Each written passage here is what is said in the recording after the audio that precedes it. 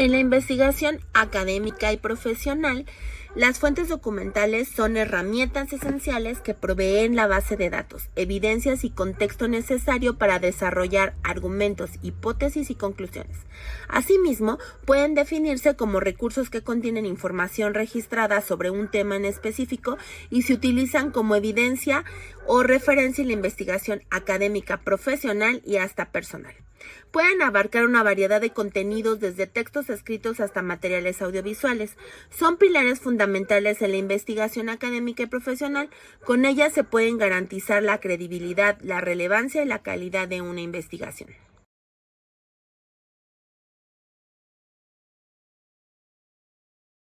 Las fuentes documentales se dividen en tres grupos. El primer grupo son las fuentes primarias.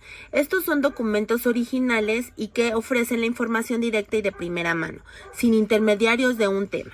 Por ejemplo, entre ellas están los documentos históricos como los manuscritos y las cartas, los datos estadísticos como los censos y las encuestas, los resultados de experimentos como las declaraciones directas y las obras de arte y literatura como las pinturas y las esculturas.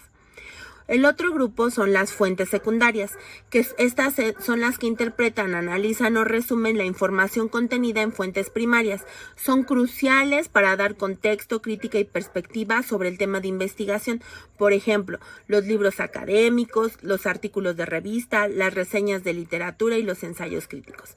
Finalmente, el tercer grupo de las fuentes documentales son las fuentes terciarias y se consolidan y organizan información proveniente de fuentes tanto primarias como secundarias, facilitando el acceso a una amplia gama de datos y referencias que son útiles para tener una visión general y rápida de un tema. Por ejemplo, las enciclopedias, los diccionarios y los manuales y las guías.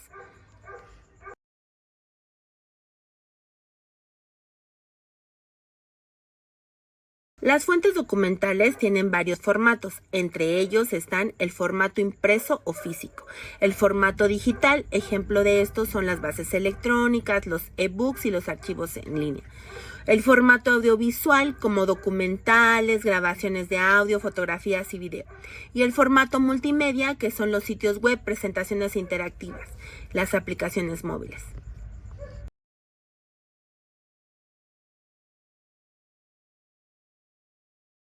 Cabe señalar que las fuentes documentales tienen que ser citadas dentro del trabajo de investigación, por lo que según De Boulder, Mazzini y Marpegan, el citado se realiza cuando se parafrasean las ideas o conceptos del autor. Se citan textualmente las ideas o conceptos de otro autor. Se refiere a datos o grupos de datos de otro autor o investigación.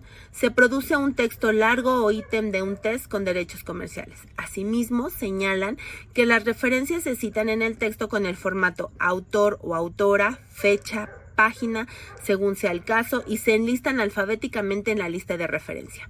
Entre los formatos de citación están la citación narrativa, la citación parentética, la paráfrasis o la cita indirecta, la cita textual o directa, la citación textual de fuentes en línea de paginación, agregar o eliminar palabras de la cita textual, citación de dos o más trabajos del mismo autor o autora, citación de dos o más trabajos del mismo autor o autora del mismo año, de dos o más trabajos por diferentes autoras con el mismo apellido, citación de autores institucionales y corporativos, autores no identificados, anónimos, cita de cita, fuentes secundarias, traducción o nuevas versiones de clásicas, entre otras. Cabe señalar que si no se cita, entonces está violando el derecho de autor y eso es algo que se cataloga como